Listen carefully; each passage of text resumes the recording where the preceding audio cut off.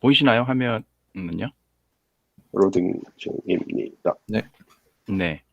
저는 이제 13장인데요. 펑셔널 피처에 대한 거거든요. 13장에. 펑셔널 피처인데, 저 13.1에 좀 내용을 볼게요. 일단 다 닫아보고, 짠. 네. 이제 클로저 개념을 많이 아시나요? 잘 모릅니다. 네, 클로저는 일단 어나니머스 펑션을 얘기할 때도 사실은 많이 그냥 일반적으로 용어를 쓰기도 하고요. 그렇게 할 때도 용어를 쓰기도 하고, 그다음에는 약간 함수를 그 정의를 하는데 주변의 컨텍스트에 있는 변수 값을 이렇게 끌어들일 때, 그때 이제 로컬 변수 값을 끌어들일 때 이제 걔를 클로저라고 표현하거든요. 네. 그래서 그 클로저를 표현하는 데서 이제 얘가 이제 그 러스트에서 이제 클로저가 문제가 되는 경우는 일반적으로는 이제 함수 내에 함수를 정의하면은 얘가 걔를 참조하게 돼 있잖아요. 함수 내에. 그래서 예를 들면 뭐 fn에 a에 뭔가를 정의를 했는데 let a에다가 3이란 걸 넣고 펑션에다가 b를 정의해서 이제 그 let에다가 c를 정의하는데 a 플러스 1 이렇게 정의하면 일반적으로 다른 이 펑션 내에서 이 외부의 컨텍스트의 변수를 레퍼런스 바인딩해서 들어가잖아요. 이럴 때 이 부분이 이제 사실은 클로저가 되는데, 네, 클로저가 되는데 얘가 문제가 있어요. 얘는 러스트는 메모리를 이제 마음대로 쓰이지 못하게 오너십 개념을 했는데 클로저처럼 얘가 메모리를 여기를 참조해 버리면 그 규칙을 깨버리는 거예요. 그 규칙을. 그래서 클로저를 구현하거나 할 때도 러스트 나름대로의 어떤 그 방식을 구현하게 돼 있거든요. 그래서 약간 좀 복잡하게 일반적인 그 랭귀지에서는 그냥 막 저렇게 정해서 쓰면 밖에 있는 거를 다 끄집어내서 들어가고 C++에서는 저거를 오히려 캡처를 많이 쓰죠. 캡처 어떻게 쓰지? 함수 정의할 때 캡처를 쓰고 변수명의 파라미터를 쓰고 그 다음에 펑션 바디를 이렇게 쓰나요? 어나니머스 펑션 할 때 이런 식의 문법으로 많이 쓰는데 C++에서는 어쨌든 이제 클로저에서는 그렇게 된다라는 거고요. 그래서 이제 클로저의 어떤 문법을 쓰게 되면 클로저가 언제 쓰여지는지를 얘가 이제 설명하고 있어요. 예를 들면 지금 이 13장에서는 뭐를 설명하냐면 그 워크아웃 하는 거를 표현해 주는 그 프로그램을 만드는 거거든요. 그래서 첫 번째 거는 Simulated Expensive Calculation, 그래서 가상으로 어떤 그 비용이 많이 드는 어떤 계산을 하는 거예요. 근데 이 함수가 내용은 잘 모르겠으나 내부에서 꽤 한 2초 동안의 작업을 하는 되게 연산이 많은 함수로 정의를 한 거예요. 근데 실제 구현은 인텐서티를 주면 그냥 인텐서티를 반환하는데 스레드가 여기서 2초를 쉬어요. 2초를 쉬는 작업을 해서 그냥 간단하게 에뮬레이션을 시켜놓은 거고, 두 번째는 워크아웃을 생성하는데 인텐시티하고 랜덤 넘버를 가면 어떻게 되는지는 모르겠지만 내부에서 동작하는 로직은 이런 거예요. 위에서 봤던 시뮬레이티드 된 컬큘레이션 있잖아요. 만약에 인텐시티가 20보다 작으면 시뮬레이티드 된 익스펜시브 컬큘레이션을 2번 호출해요. 그리고 인텐시티가 25보다 커버리면 그 뒤에 넣었던 랜덤 넘버에 따라서 랜덤 넘버가 3일 때는 이 컬큘레이션을 실행을 안 해요. 그 다음에 랜덤 넘버가 4이 아닐 때는 그 컬큘레이션을 한 번을 실행해요. 그렇게 보면 정의한 것처럼 이 컬큘레이션 동작이 2초 동안에 되게 많은 그 리소스를 잡아먹거든요. 근데 잡아먹는데 만약에 인텐서티가 25보다 적어버리면 이거를 쓸데없이 2번을 실행하는 거예요. 2초 걸리는 걸 4초를 실행하는 거죠. 그러면 얘를 어떻게 풀어야 되냐라는 거를 가지고 질문을 시작해요. 얘를. 그러면 이 코드를 튜닝을 하게 되면 워크아웃 1번이죠.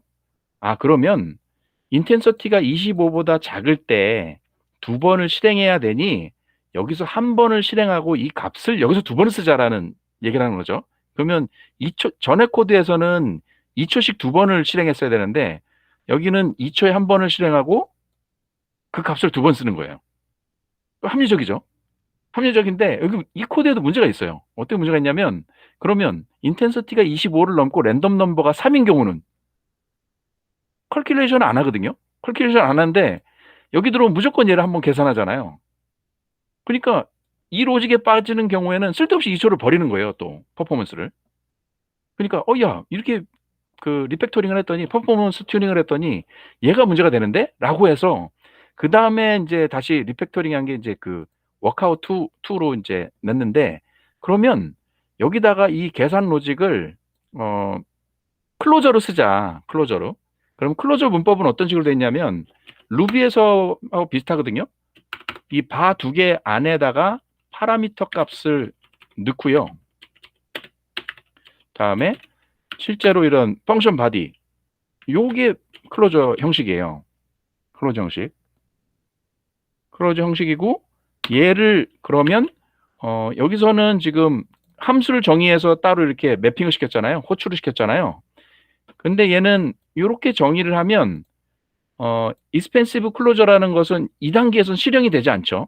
그냥 클로저라는 이 펑션을 그 정의만 했을 뿐이라고요. 그러고 나서 안에서 실행한다라는 거죠. 안에서. 근데 이때가 되면 여기에서의 어떤 무조건 실행하는 그 특성은 제거가 되는데 인텐서티가 25보다 작을 때 이 2번 실행하는 거는 또 막을 수가 없어요. 또 똑같은 이 문제는 해결이 안 되거든요. 그러면 이 문제를 어떻게 해결할 것이냐라는 게 이제 그 워크아웃 3번째 얘를 다시 퍼포먼스 튜닝을 들어가거든요. 퍼포먼스 튜닝을 들어가면 이제 세 번째에서 뭐냐면 기존의 함수에서는 함수를 정의할 때는 뒤에 타입에 대한 어노테이션을 써줬잖아요. 그죠? 근데 클로저에서는 안 써줘요. 리턴 타입도 안 써주고. 그 왜 안 써주느냐? 지금 워크아웃 2라는 이 함수 내에서 클로저를 정의했잖아요. 그래서 이 안에 있는 넘버나 리턴하는 값이냐는 보면 요 펑션 내에 변수들에 의해서 추론이 쉽다라는 거예요. 그래서 일반적으로 써주지 않습니다. 근데 굳이 난 써주고 싶어. 그러면 워크아웃 3처럼 이렇게 표현할 수 있다는 거예요. 워크아웃 2하고 워크아웃 3는 요거 차이밖에 없습니다. 굳이 써줘도 되지만 사실은 클로저에서는 그 컨텍스트 내에서 추론이 쉽기 때문에 써줄 필요가 없다. 근데 일반적인 함수에서는 여기 호출되는 값을 실행하는데 그 호출하는 부분을 가야 이제 그 값을 가지고 추론이 되잖아요. 그렇기 때문에 써주는 게 많이 발생할 수 있지만 클로저에서는 일반적으로 안 써주는 게 답이다라는 게 이제 세 번째인 거죠. 그러면 이제 클로저를 타입을 쓰면 이렇게 표현할 수 있답니다. 예. 첫 번째는 얘는 함수죠. add 1 버전 1은 정확히 함수예요. 그죠? 두 번째는 let이라고 놓고 이런 못 써질까? 네, 함수에서는 안 붙죠. 세미콜론이. let이라고 놓고 버전 2에서는 얘기 드렸죠. 파라미터 값은 이 바 사이에다 넣고 그다음에 변수의 어노테이션을 쓸 수 있거나 리턴의 어노테이션을 쓸 수 있게 라인 100번째처럼 클로저를 정의해서 쓸 수 있다는 겁니다. 그러면 리턴 타입이나 어노테이션, 타입 어노테이션을 생략해도 된다라는 겁니다. 된다라는 거고 막판에 버전 4는 그 클로저의 바디가 있는데 이게 싱글 스테이트먼트다, 싱글 익스프레션이다라고 하면 이 그 컬리 브레이스도 생략을 할 수 있다라는 거예요. 그래서 이게 정확하게 함수와 클로저를 표현하는 방식이 되는 겁니다. 네, 이렇게 정의가 되고요. 다음에는 그렇게 해서 보면 이렇게 나올 수 있죠. 예를 들어서 x를 받아서 바로 x를 리턴하는 기본 그냥 아이덴티파이 함수가 되는 거죠. 이렇게 정의했잖아요. 이렇게 정의하고 타입을 안 썼어요. 요 세 줄을 보면 타입을 안 쓰면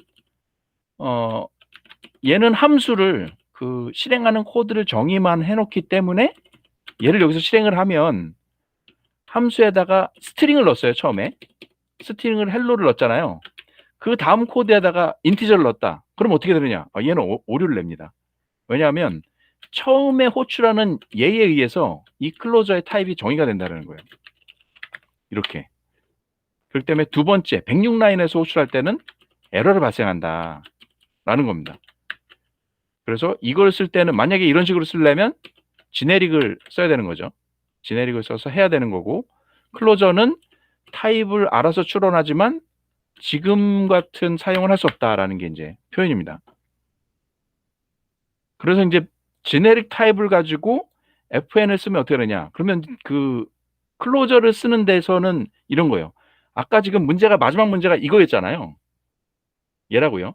어떤 거냐면 앞에서 실행을 했더니 쓸데없이 여기 없는데도 연산을 시행하게 되다. 2초를 까먹게 돼. 그럼 어떻게 돼? 얘를 호출하지 않고 클로저로 그 동작 루틴을 정의만 하고 안에서 쓰게만 바꾸자라고 그 퍼포먼스 튜닝했어요. 그랬더니 그 인텐서티가 25 이하할 때는 이거 두 번 부르잖아. 아직 이 문제 해결 안 됐거든. 그럼 이 문제를 어떻게 풀 거야라는 거거든요. 이거를 풀 때는 그래서 보면 109라인에 캐셔라는 거를 스트럭처를 만든다는 거예요. 캐셔라는 스트럭처는 타입 T를 정의하고 여기서 타입 T는 그 얘가 클로저죠. 클로저를 표현할 때는 대문자 F에다 N을 써요. 그럼 얘는 클로저구나라는 뜻입니다. 얘가. 그래서 언사인드 31을 받아서 언사인드 31을 받는 클로저 타입이야. 캐시에. 그 다음에 캐셔라는 그 내부에는 컬큘레이션이라는 그 클로저 펑션이죠. 펑션을 받고 얘를 계산된 결과값을 변로해 넣는 걸 받아요. 그럼 얘는 캐셔는 어떻게 임플리멘테이션 되냐면 new는 이제 항상 시작하면은 결과값은 none, 아무것도 실행 안 된 거로 되는 거죠.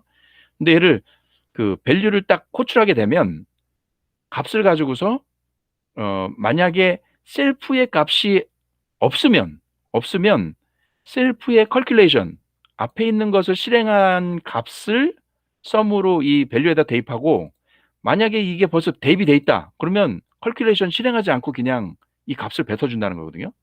그러니까 한 번 실행하면 실행한 값을 저장해 놨다가 두 번째 실행할 때는 실행한 값이 있으면 그 값을 꺼내서 쓴다라는 거예요. 이건 이제 펑셔널 프로그램에서는 메모이제이션이라는 용어를 쓰거든요.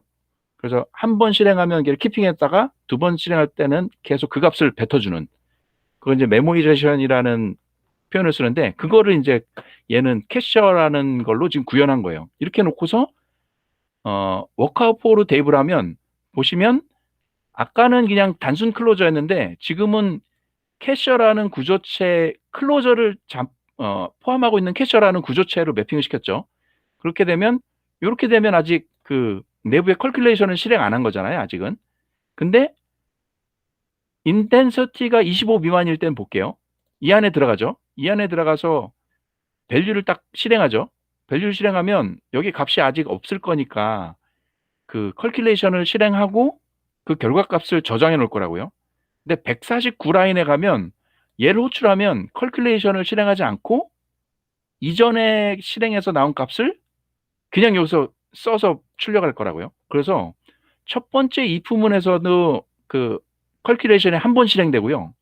근데 else문의 첫 번째 if문에서는 아예 그 실행문이 없기 때문에 실행을 아예 안 하고 그다음에 else의 else문에서는 요걸 한 번 실행하는. 그래서 우리가 퍼포먼스 상으로 해결할 수 있는 부분을 이 클로저의 메모이제이션 기법으로 해결이 가능하다는 거예요. 메모리제이션. 그러면서 이 예제를 표현하면서 이제 얘는 그 클로저에 대한 특성을 표현하는 거죠. 클로저에 대한 특성을. 그래서 보면 보시면 이제 그 163라인의 테스트를 보면요. 캐시를 놓고 클로저를 대입했는데 A를 받아서 A를 뱉어내는 클로저잖아요. 이렇게 놓고 얘 그 캐셔 C인데 C에다가 밸류 1을 넣으면 V1의 값은 1이 될 거라고요. 근데 이걸 한 번 더 불러. C에 밸류 넣고 2를 불러요. 그러면요. V2의 값은요. 뭐가 될까요? 1이 있을 것 같아요. 예, 1이 그대로 있어요. 왜냐하면 메모이제이션, 그 똑같은 입력값에 따라서 실행된 결과를 저장해 놓기 때문에 그 한 번 실행한 거는 그에 써서 얘가 페일이 난다. 페일이. 얘가 이제 페일이 난다라는 게 여기서 이제 표현해 주는 거예요. 그러면 여기서 보면 지금 13-1이잖아요. 13-1을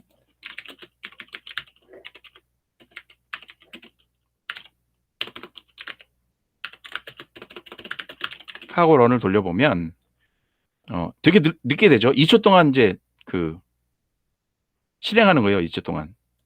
예, 이걸 되게 슬로울리 하는 게 이제 첫 번째 버전. 한 번 할 때마다 2번씩 하는 그 버전인 거잖아요. 그 버전을 해놓은 거죠.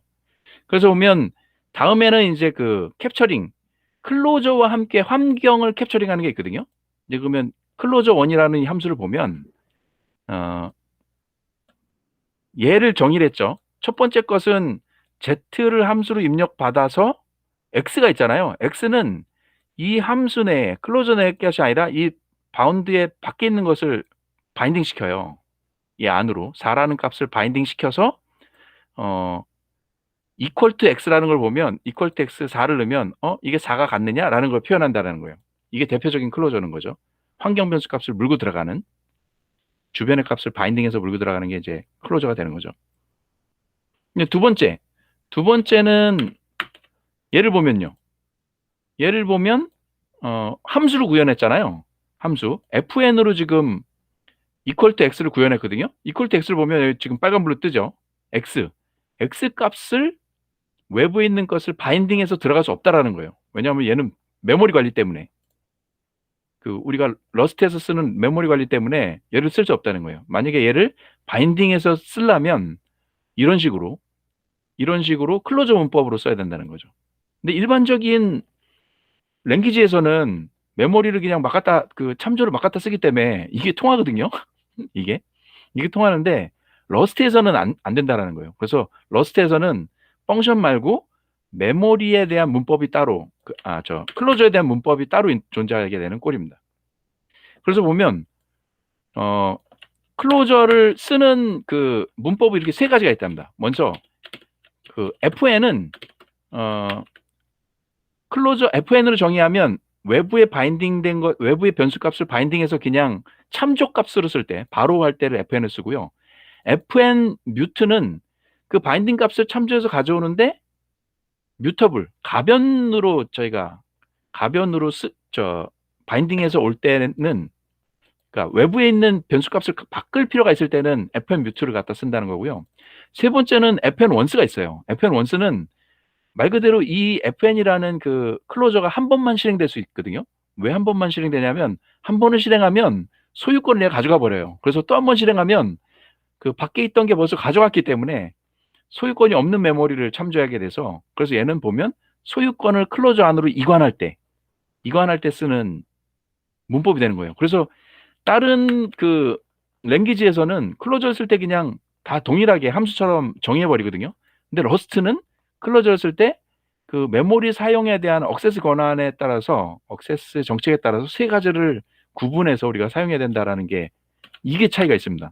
그래서 저 맨 처음에 그 리커시브한 걸로 구현할 때 fn 했는데 이 값을 못 받아들여서 이 세 개를 몰라서 그걸 몰라서 구현을 처음에 못했던 적이 있거든요. 그 처음에 숙제 풀었을 때요. 그런 부분이 있고, 결국엔 그렇게 돼서 이제 첫 번째 이제 값이 되고, 클로저 세 번째를 보면 여기 나오죠. 여기 나오는데 이번에는 클로저 앞에다가 무브라고 붙였어요. 무브로 붙였다는 거는 밖에 있는 메모리를 안으로 끌고 들어갈 때 이 무브를 쓰면 x가 안으로 들어가잖아요. x가 안으로 들어가면 이 메모리 소유를 이 그 클로저 안으로 끌어들인다는 겁니다. 즉 얘는 이런 식이 되겠죠. fn 원스 형식의 표현 문법이 앞에다 무브를 붙이면 들어간다는 겁니다. 그래서 보면 x를 여기서 무브로 가져갔죠. 무브로 가져가니까 이제 x는 더 이상 207라인을 넘어가면 존재하지 않잖아요. 그래서 209라인에 쓰려고 보면 야, 얘는 지금 없거든, 무브돼서 끝났거든 라고 표현하는 겁니다. 그래서 요 무브라는 걸 붙이면 밖에 있는 변수를, 오너십을 아예 클로저가 갖고 들어가 버린다. 라는 특성을 보입니다. 예. 여기까지가 일단은 첫 번째 클로저를 설명하는 방법이에요.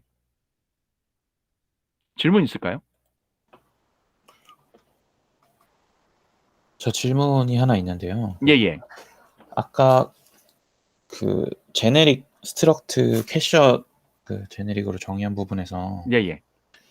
클로저 T가 이제 클로저인데 T가 클로저죠. 예, 네, T를 클로저인데 FN32를 받아서 3위를 그 내뱉는 함수인데 클로저라는 거죠. 예. 네, 그 거기에서도 U32 타입을 제네릭으로 뭐 G 막 이렇게 해서 쓸 수 있나요? 네. 글쎄요. 이거를 어떻게 해야 이게 어떻게 해야 가능할까요? 그러면 아까 그 이렇게 클로저- 되면 네. U32를 타입으로 쓴다. 그럼 예를 들면 TU U라고 쓰면 U라고 이게 될까? 쓰면 일단은 얘가 문제가 생기고요. 이 문법은 아닌 것 같고, 그럼 여기다가 U를 쓴다. 그러면 얘도 아닌 것 같은데. 짠. 문제는 없네요. 문제는 발생되지 않는데요. 문제는 발생되지 않는데 캐셔티 여기가 문제가 되네. 여기 있죠. 그럼 얘를 U로 바꾸면 지금 현재 쓸데없는 작업이긴 하거든요.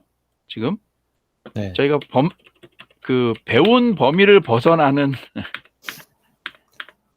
제가 커버하기 어려운 그 아까 네. 클로저 그냥 인풋 받은 거 리턴하는 클로저 2개 있었을 때 하나 인트에 대해서 한번 쓰면 이제 스트링 타입으로는 똑같은 클로저를 2번 호출할 수 없다 이런 예제가 있었잖아요. 예. 네. 맨 잠시만요. 처음 부분에 이제 지금 이게 지금 쭉 퍼포먼스 튜닝을 들어간 거거든요. 그죠? 이게 네네. 흐름은 이해하셨죠? 얘가 네네. 지금 계산이 겁나 복잡한 게 하나 있는데 로직이 이런 로직인데 겁나 복잡한 거를 얘는 2번을 불러야 되고 얘는 안 부르는 게 있는데 그걸 밖으로 1번을 빼주면 나이스 하긴 하거든? 근데 안 부를 때도 얘를 부르니까 또 리소스가 잡아먹잖아. 그럼 얘를 클로저로 정의하면 여기서는 실행이 안 되고 안에서 쓰는데 여기서 2번 실행되는 거는 아직 해결되지 않았어. 그럼 어떻게 쓸 거야? 라고 질문을 하면 캐셔라는 걸 정의하면 한 번만 실행해서 실행을 했거나 안 했거나로 구분하고 실행하게 되면 실행한 값을 밸류에 저장해서 2번째 호출할 때부터는 그냥 값을 뱉어낸다 라는 거고 얘는 그 메모이제이션이라는 그 용어가 따로 있고요. 이 캐싱하는 네. 그렇죠. 네. 네네네. 그렇게 구현을 하면 얘는 캐셔라는 걸로 구현을 돼 있고요. expensive result가 expensive result의 밸류를 호출하게 되면 값이 얘는 첫 번째는 없으니까 컬큘레이션을 실행한 값을 뱉어내게 되고 두 번째는 밸류가 설정이 돼 있으니까 그 밸류 값을 실행해 돼서 이 148과 149 라인은 그 인텐시브한 컬큘레이션 한 번만 실행된다라는 거죠. 네네. 네. 그 다음에 그렇게 따지면 반대로 152 라인은 실행이 안 되죠. 근데 이 앞에 있는 141에서 145까지의 라인은 어차피 선언만 돼 있는 거기 때문에 여기서 실행이 안 되고요. 그럼 여기서 퍼포먼스 이득을 가져갈 수 있는 거죠. 그래서 여기서도 퍼포먼스 이득, 여기서도 퍼포먼스 이득을 가져갈 수 있다라는 게 지금 워크아웃 4에 대한 코드예요. 얘가 튜닝한 클로저로. 네. 네. 근데 됐나요? 제가 궁금한 거는 네, 예. 요거 자체는 이해를 했는데 이제 104 라인 104 라인이요. 네. 보시면은 네. 이 클로저에 이제 스트링 한번 쓰면은 이제 얘가 타입이 이제 스트링으로 바뀌어서 얘는 인티저를 거잖아요. 뭐를 하냐면 그 클로저는 일반적으로 쓸 때 타입 어노테이션을 적지 않는다고 얘기했잖아요. 네. 왜 적지 않냐면 클로저는 그 안에 내부에 외부의 그 컨텍스트, 인바이러먼트의 어떤 변수를 바인딩해서 끌고 들어가거든요. 네. 그 얘긴즉슨 혼자 함수처럼 혼자 데피니션 돼 있는 게 아니라 그 컨텍스트가 있다는 얘기예요. 그 얘긴즉슨 아, 그 변수나 또는 리턴 타입이나 추론하기가 용이하다라는 겁니다. 저희가 정의할 때. 그렇기 때문에 굳이 여기다 정의하지 않고 쓰면 된다라는 거예요. 그러면 여기 네 가지 타입의 비교 분석을 했을 때 101라인이나 102라인처럼 쓸 확률이 더 높다라는 겁니다. 클로저는. 됐죠? 그렇게 됐는데 그렇게 되면 어떤 착각을 할 수 있냐면 이렇게 클로저로 정의해 놓으면 아, 타입을 안 정했네. 그 얘기는 여기다가 스트링을 넣거나 아니면 인티저를 넣어도 동작하겠지라고 생각을 할 건데 그렇진 않다라는 거예요. 여기서 한번 딱 하면 첫 번째 거에 의해서 추론한 값을 내는 내부적으로 스트링으로 정리가 된다는 거죠. 됐죠? 네네. 그렇기 때문에 106라인이 에러를 낸다라는 거예요. 그걸 착각하지 마라라는 걸 해주는 겁니다. 이 표현은. 그러니까 제네릭을 써도 제네릭이 아니라는 거죠. 어쨌든 무조건 처음에 보여지는 추론된 그 타입으로만 제가 물고 들어가기 때문에. 볼게요. 그러면 FN에다가 이걸 어떻게 정의하지? 제네릭을 이렇게 하나? T. 아, 이거는 그 고급 기법인데 제가 쓸 줄 몰라서 함수 이렇게 정의하나요? 이렇게 정의하고 T를 받아서 T를 가져오고 이렇게 되면 되나? 안 되는데.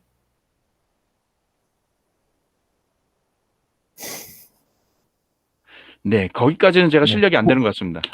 아마 그게 클로저에서는 제너릭을 못 쓰게 되나 그러면? 그건 약간 키핑을 좀 하도록 하죠. 클로저와 제너릭에. 네.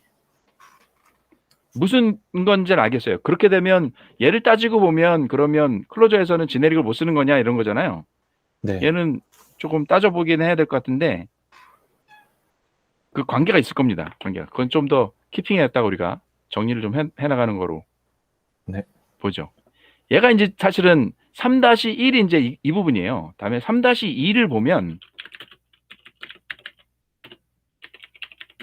네. 3-2를 보면 프로세싱 어떤 이터레이션을 여기서 얘기를 해요. 이터레이터를 표현을 쓰는데 이터레이터는 내부적으로 뭐가 있냐면 얘 벡터죠. 얘가 벡터. 근데 벡터인데 벡터를 한 번씩 다 실행할 수 있는 이터레이터 값을 뽑아내면 V1에다 이터레이터 딱 뽑으면 얘가 이터레이터가 되죠. 이 이터레이터를 포문에다가 딱 집어넣으면 포문이 돌면서 하나의 그 엘리먼트들이 발이라는 변수에다가 매핑이 된다는 거예요. 발이라는 거에 매핑이 되고 그렇게 되면 지금 구라인처럼 이렇게 쓸 수 있다라는 얘기를 하는 거죠. 네, 표현상으로는 그렇게 이제 값을 갖게 됩니다. 이 이터레이터도 함수형 이터레이터는 내부에 넥스트를 포함하고 있어요. 넥스트를. 그래서 만약에 이터레이터 iiter 있잖아요. V1에 이터 있으면 넥스트를 호출하면 뭐 다음 값이 빠지는 거죠. 이렇게. 근데 얘는 에러가 뭐냐? 뮤터블로 바로 할 수 없다. 그럼 얘를 뮤터블로 하면 될까? 네. 네, 그죠. 뮤터블로 하면 그 이터레이터라는 게 있으면 넥스트를 치면 하나의 엘리먼트가 밖으로 나오고 이 다음에 이 리터레이터는 다음번 엘리먼트로 포인트가 이동하고 있는 거예요. C++이나 이런 데서 보면 이터레이터 그거 그대로거든요. 그거 그대로라고 생각하시면 돼요. 일반적인 랭귀지에서 사용하는 이터레이터가 똑같아요. 네. 네, 이 부분은 그거하고 똑같고 그렇게 돼서 보면 여기다가 포문에다가 이 이터레이터를 집어넣으면 한 번 실행할 때마다 얘가 자동으로 얘를 실행하겠죠. V1에 이터에 넥스트. 예, 얘를 한 번씩 실행해서 이 결과를 이 안에 집어넣어주고 얘는 포인터는 다름으로 이동하는 그런 루틴을 쓰겠죠. 그렇게 돼서 이 내용들을 한 번씩 실행한다라는 겁니다. 이터레이션 이제 알겠죠? 이터레이터를 이렇게 정의하면 포문에서 이제 자동으로 얘를 그렇게 끄집어낸다는 거예요. 다음에 여기까지 나고서 이제 그 LIG로 넘어가게 되면 그럼 이터레이터하고 넥스트 메소드잖아요. 그러면 이터레이션은 표준 라이브러리에서 이와 같이 구현돼 있어요. 이터레이터 전체의 트레이트는 아이템이라는 타입은 하나 정해져 있고 넥스트라는 펑션을 정해져 있습니다. 넥스트라는. 그래서 넥스트를 호출하게 되면 거기에 해당하는 아이템 타입으로 값을 옵션으로 씌워서 내뱉어 주는 거죠. 요게 이터레이터의 정의예요. 표준 함수에. 그래서 표준 함수의 정의라서 딱 보면 벡터 1, 2, 3이라는 것을 V1에 정의를 했죠. V1에 이터레이터를 뽑으면 뮤터블로 V1 이터가 나왔잖아요. 그러면 V1 이터에 넥스트를 뽑아내면 첫 번째 값이 나오겠죠. 그래서 값이 1인 거고요. 두 번째에 넥스트를 한 번 더 뽑아내면 2를 뱉어내겠죠. 그래서 얘는 sum 2가 되고 세 번째 넥스트를 호출하게 되면 값인 옵션, 그러니까 sum으로 3을 뱉어내고 다음에 이제 이터레이션 움직이겠죠. 맞으면 이터레이션에서 넥스트를 또 뽑아내면 없잖아요, 데이터가. 그럼 넌을 뽑아낸다는 겁니다. 정확하게. 그래서 이제 이렇게 동작을 한다는 거죠. 네. 그래서 보면 얘도 보면 이렇게 돼서 동작을 한다는 거예요. 그래서 이터레이터를 보면 지금 여기서 설명했을 때는 이터레이터가 있잖아요. 근데 이터레이터의 내부에 또 다른 함수들이 많이 있어요. 또 다른 어댑터라는 용어를 쓰는데 여러 가지 함수들이 있죠. 그래서 이터레이터를 정의해서 쓰면 그 함수들을 우리가 취할 수 있다라는 겁니다. 예를 들면 이런 겁니다. 이터레이터를 뽑아냈죠. V1에 이터레이터 뽑아내고 V1에다가 sum이라는 함수를 부르면 이 엘리먼트를 전부 다 더해서 토탈 뽑아내 준다는 거예요. 토탈을. 그래서 보면 sum이라는 어댑터가 이터레이터에는 있다라는 거예요. 그래서 우리가 이런 그 컬렉션에 대해서 쉽게 쓸 수 있다라는 거죠. 그러면 다시 요걸 키핑해서 메인으로 와보면 그 이터레이터 값을 가지고 오면 어떤 걸 살 수 있냐 그러면 이터레에서 보면 어댑터에서는 맵이라는 또 어댑터가 있어요. 메소드가. 얘는 뭐냐면 각각의 이터레이터에서 넥스트를 호출하면 그 넥스트를 x라는 인자로 넘겨주고요. 거기다가 그러니까 맵에다가 그 파라미터가 하나인 클로저를 정의해주면 얘가 한 번씩 넥스트를 호출해서 여기다 매핑해 주는 거예요. 매핑해 주고 그거를 한 번씩 실행해 주는 겁니다. 마치 루프인 양 실행해 주는 거거든요. 근데 웃긴 건 여기에 있는 그 어댑터 있잖아요. 여기에 있는 어댑터는 이렇게 놓으면 실행을 하지 않아요. 이렇게 놓으면 실행을 하지 않기 때문에 어떻게 쓰냐면 이와 같이 써야 됩니다. 지금 15라인처럼 얘는 지금 실행을 하고 있는 상태가 아니에요. 실행을 하고 있는 상태가 아니라 컬렉터라는 것을 호출했을 때 비로소 이 앞에 있는 맵이 실행하면서 결과를 V2에 뱉어낸다는 거죠. 그래서 이렇게 해놓으면 아무 의미가 없다. 얘는 그냥 그 동작하는 루틴만을 정해놓은 거고 실행을 하지 않는다. 컬렉터라는 것을 한번 호출해야 이 동작을 전부 다 실행하고 걔를 벡터처럼 이렇게 컬렉션으로 끄집어낸다라는 겁니다. 이해하셨죠? 다음엔 라이브러리를 다시 움직여 볼게요. 라이브러리 다시 움직이면 그러면 이제 이터레이터가 어떻게 동작하는지 컬렉션이라는 것에 의해서 트리거링해서 움직인다라는 걸 얘기 드렸잖아요. 그렇게 되면 클로저, 환경 변수를 캡처한 것을 어떻게 클로저를 가져가느냐. 그럼 이런 거죠. 슈즈라는 것을 정의했는데 슈즈는 사이즈와 스트링을 스타일을 갖고 있는 어떤 스트럭처고요. 그래서 함수는 여기서 사이즈인 함수는 슈즈를 포함한 벡터와 사이즈를 집어넣었어요. 그러면 벡터가 들어왔죠. 슈즈라는 벡터가 들어왔는데 into 이터 그러면 이터레이터를 하나 뽑아내겠죠. 이터레이터를 뽑아냈는데 그 다음에 필터 함수, 그 이터레이터 함수마다 넥스트를 호출해서 여기다 집어넣어 줍니다. 넥스트를 호출해서 여기다 집어넣어 주고, 그 다음에 그거와 함께 요 루틴이, 그 클로저 내에 있는 이 루틴이 true가 되면 걔의 엘리먼트는 저장을 하고요. 이게 false가 되면 버려요. 그래서 말 그대로 필터 작용을 합니다. 실제로. 그러고 나서 컬렉션을 뽑았더니 벡터가 되죠. 그래서 반환하니 이렇게 반환하는 거죠. 요 작업을 한다는 거예요. 요 작업을. 이렇게 되면 어떤 거냐면 얘 테스트 코드인데요. 슈즈를 사이즈 10짜리 스니커, 다음에 사이즈 13짜리 샌들, 사이즈 10짜리 부트 이렇게 놓으면 얘를 실행하면 결과가 어떻게 나오냐면 요거 실행하잖아요. 슈즈 중에서 사이즈가 10짜리만 필터링해서 줘라고 하면 요 두 개만 뛰쳐나온다는 거예요. 이 위에 있는 거를. 이해하셨죠? 이건 이제 펑셔널에서 가장 많이 쓰는 기법, 맵, 필터 뭐 이런 것들은 다 많이 쓰는 거잖아요. 근데 얘는 러스트에서는 약간 골 때린 게 이런 겁니다. 지금 이터레이터를 뽑아내려면 컬렉션에서 점 이터를 썼잖아요.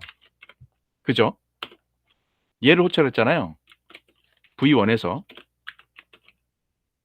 이렇게 뽑아낼 수도 있고 또 하나는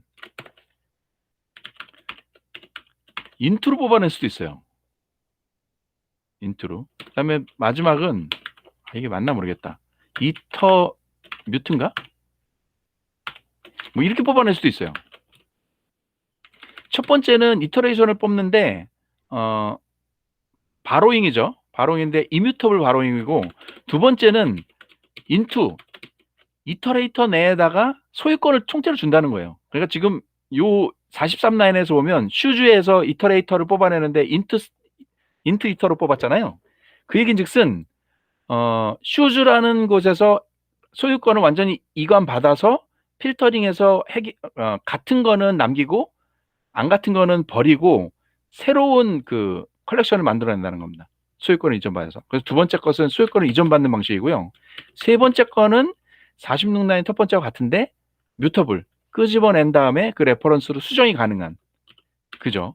이게 그러니까 그 랭귀지 메모리나 이런 것에 대한 그 안정성을 위해서 여러 랭귀지에서 쓰는 그런 기법들을 또 다변화돼서 이제 구현해야 되는 그런 상황이 된 겁니다. 됐나요? 이렇게 돼서 보면 전부 다 정리가 되는 거예요. 그렇게 보면 카운터를 볼게요. 그러면 이터레이터 어떻게 쓰느냐? 카운터라는 그 스트럭처를 하나 정의되고요. 그러고 나서는 카운터를 할 때 new, 얘는 임플리멘트 한 거죠. 그 다음에 카운터를 이터레이터로 구현시키면, 트레이스를 구현시키면 아이템 타입은 32고, 그 다음 넥스트는 뮤터블로 셀프를 받아서 셀프가 5보다 작으면 셀프의 카운트에다가 1을 숫자를 올리고 그 다음에 그 값을 썸으로 해서 뱉어내는 거예요. 근데 이게 만약에 5보다 크게 되면 그때 넌을 쓰는 겁니다. 그래서 한번 넥스트를 부를 때마다 1씩 증가되면서 값을 뱉어내고요. 막판에는 4까지 뱉어내고 5에서는 넌을 뱉어내는 그런 구현을 말 그대로 카운터 1부터 5까지 가는 카운터를 이터레이터로 구현한 게 되는 거예요. 얘를 보면 딱 보면 정확하게 이렇게 돼 있죠. 뉴 이터레이터 하나 카운터를 만들었죠. 뉴 카운터인데 넥스트 하면 1 뽑아지고 넥스트 하면 2 뽑아지고 넥스트 하면 3, 4, 5 뽑아지고 5까지 뽑아진 다음에 다시 넥스트를 부르면 널이 나오는 이런 거를 카운터도 이터레이터 형식을 구현해서 만들 수 있다라는 겁니다. 그리고 여기서 보면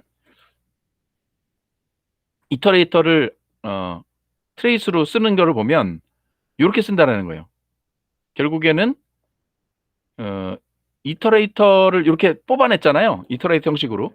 그러면 이 이터레이터를 뽑아냈으면 여기서 집이나 맵이나 필터나 썸은 아까 얘기했던 이터레이터 내에 정의되어 있는 어댑터 형식이기 때문에 그거를 내가 충분히 다 쓸 수 있다는 겁니다. 집은 두 가지 숫자를 이렇게 뭉쳐 놓는 거예요. 마치 이제 지퍼처럼 이렇게 하듯이. 그러니까 여기서 첫 번째 그 카운터는 1부터 5를 가지고 있을 거고요. 두 번째는 1부터 5까지 갖고 있는 것 중에서 하나를 버리잖아요. 하나를 버리기 때문에 2부터 5를 갖고 있어요. 그래서 지핑을 하면 얘를 집을 시키면 결과가 어떻게 나오냐면 1,2 다음에 뭐 2,3 이런 식으로 나와요. 3,4 다음에 4,5 그죠? 이런 식으로 나오고 다음에는 5,6이 나올 것 같지만 5, 널이 나오잖아요. 넌 5, 넌이 나오기 때문에 얘는 이 자체가 넌이 되어버립니다. 네, 요렇게 뽑아집니다. 집을 시키면 이렇게 집을 시킨 것 중에서 맵을 하는데 요게 한 번 돌 때마다 들어가죠. 두 값을 곱하잖아요. 그럼 여기가 맵을 하고 나면 두 값을 곱한 거라 이렇게 나옵니다. 2, 6, 12, 20 다음에 넌 이런 식이 나와요. 그 다음 얘를 필터를 시키면 3으로 나눠서 0을 땡기라고 했죠. 그러면 3으로 나눠서 0이 되는 건 뭐 있어요? 얘 안 나오고 얘 나오고 얘 나오고 다음에 얘 안 나오고 넌이죠. 그러면 얘는 결국엔 이렇게 되고 나서는 썸을 하라고 나오죠. 썸을 하면 6하고 12 더하면 18 이렇게 나와요. 그래서 결국엔 이쪽에 썸 값이 18이 되는. 그래서 이렇게 되면 이터레이터만을 가지고 그 다음에 거기에 있는 그 어댑터 함수들만을 가지고 되게 심플하게 돌릴 수 있다라는 거고요. 이렇게 돌리면 포르프나 이런 거보다도 훨씬 더 퍼포먼스가 좋다라는 거를 표현하고 있습니다. 네. 여기까지가 13-2예요. 13-2. 13-2고 13-3은 13-3은 짠. 13-3은 어떤 걸 얘기하냐면 이제 그 컨피그를 잡았잖아요. 저희가 매핑할 때 저 뭐죠? 12장에서 프로젝트를 세팅할 때 이제 컨피그 잡는 부분이 있었는데 컨피그 잡는 부분에 어떤 요런 부분이 있었어요. 파일을 넣을 때 아규먼트를 커맨드 라인에서 아규먼트 있죠. 아규먼트를 쭉 긁어서 컬렉션을 만들어서 이 벡터를 가지고 이 컴퓨터에다 넘겨줬거든요. 벡터를 가지고 컴퓨터에다 이렇게 넘겨주면 작업을 했죠. 작업을 했는데 우리가 이 안에 들어간 상태에서는 다시 데이터를 클론해야 된다는 거거든요. 그럼 얘를 클론하지 않고 어떻게 쓸 수 있느냐? 그때 문제를 해결하는 걸 뒤에서 하겠다라는 걸 여기서 해결하거든요. 그러면 컬렉션 해갖고 벡터를 넘겨주지 않고 이터레이터를 바로 넘겨줍니다. 이터레이터를 여기 나오죠. 이런 식으로 컬렉션을 넘겨주는 게 아니라 여기에 environment args라는 이터레이터를 그대로 통째로 넘겨주면 여기서 이제 이터레이터를 받아서 그 작업을 한다라는 거예요. 그러면 그 데이터 클론을 막을 수 있고 그럼 컴퓨터에서는 어떻게 되느냐? 여기서 new 파라미터 했을 때 아규먼트가 이터레이터로 왔잖아요. 이 아기스가 이터레이터거든요. 그러면 아기스에 넥스트 부르면 파일명 첫 번째 파일명이니까 드랍 시키고 두 번째 넥스트를 시키면 그 값이 있으면 아규먼트를 쿼리로 뽑고 두 번째는 파일네임으로 뽑고 그다음에 환경 서비스로 해서 얘를 컨피그를 커맨드 라인에서 끄집어내는 것을 이렇게 구현할 수 있다는 겁니다. 이터레이터로 구현할 수 있다는 거고요. 그다음엔 우리가 그랩 만들 때 서치라는 거를 이렇게 구현했거든요. 벡터를 가져오고 벡터에 있는 컨텐츠 각 라인마다 우리가 찾고자 하는 쿼리를 포함하고 있으면 이 결과를 여기다 집어넣어서 서칭된 거를 보낸다라는 게 그때 전주의 구현이었는데요. 요거를 이터레이터 형식으로 바꾸면 되게 간단해진다는 거예요. 컨텐츠인데 컨텐츠를 각 라인으로 다 쭉 찢어내고 그 다음에는 필터를 거는데 각 라인이 쿼리를 포함하고 있냐? 그럼 있는 것만 골라낸 다음에 컬렉션하면 이 앞에 있는 코드 조각들을 실행해라고 해서 요것을 그냥 벡터로 반환하는 이런 식에서 간단히 표현된다는 겁니다. 그래서 이제 사실 이렇게 되면 펑셔널 타입으로 하게 되면 이터레이터와 함께 엄청나게 쉬운 방법 그리고 직관적인 방법으로 프로그램이 가능하다라는 게 사실은 이번 장에서의 설명이에요. 이번 장에서 설명이고 막판에는 이제 13-4거든요. 13-4는 뭐 없을 거예요. 13-4는 뭐냐면 실행 얘를 폼으로 돌렸을 때하고 이런 식의 어떤 이터레이터를 통한 함수형의 어떤 방법으로 실행했을 때 성능 차이가 얼마나 되냐 보면 상당히 많이 난다. 성능적 효과도 바라볼 수 있다라는 게 13장의 마지막 표현이에요. 예. 여기까지 질문 있을까요?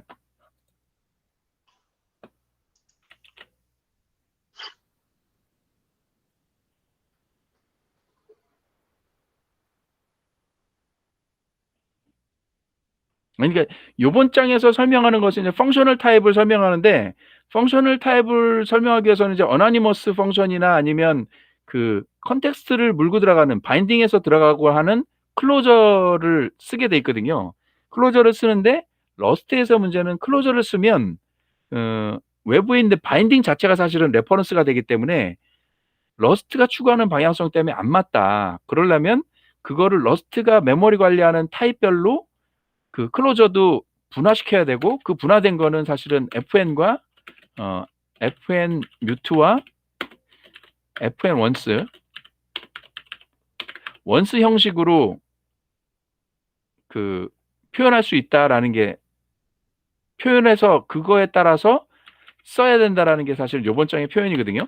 요번 장의 표현인데, 요렇게 되면 기본적으로 벡터 자체도, 이 벡터 자체도 그 자체의 어떤 펑셔널한 그 맵이나 필터나 이런 것을 가질 수가 없어요. 메모리의 오너십 때문에.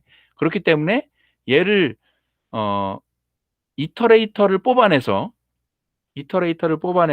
그 이터레이터 내에 있는 그런 어댑터 펑션을 쓰면 펑셔널 프로그램이 가능하다라는 것을 설명해 주는 게 사실은 이제 13장의 결론이 되겠습니다. 질문이 있으실까요?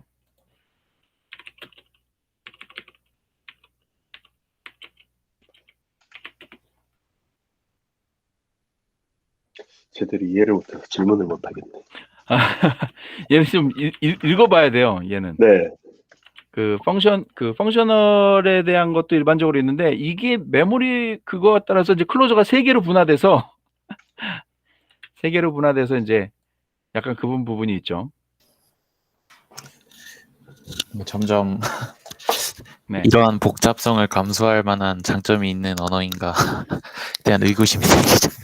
그것도 있습니다. 예, 그것도 있는데 아무래도 얘는 시스템 랭귀지라서, 시스템은 메모리나 이런 걸 죽으면 안 되잖아요. 그걸 강조한 나머지 일반적인 그 랭귀지 이론 같은 데서 쓰는 그런 되게 효과적이고 그 실용적으로 쓸 수 있는 것도 또 분화시켜서 써야 되는 거에 오거든요. 그런 또 한계가 있는 거죠. 예, 반대로.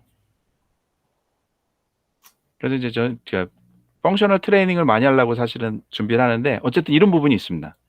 이렇게 해서 13장이 정리됐는데, 얘는 펑셔널에 대한 기본이 좀 있어야 되고요. 그 다음에 그 13장을 잘 읽어가면서 복기를 하나하나 해가야 지금 했던 내용이 좀 와닿을 거예요. 네. 쉽지 않죠, 13장. 질문 또 있을까요? 없습니다. 일단 그러면 레코딩을 일단 멈추고요.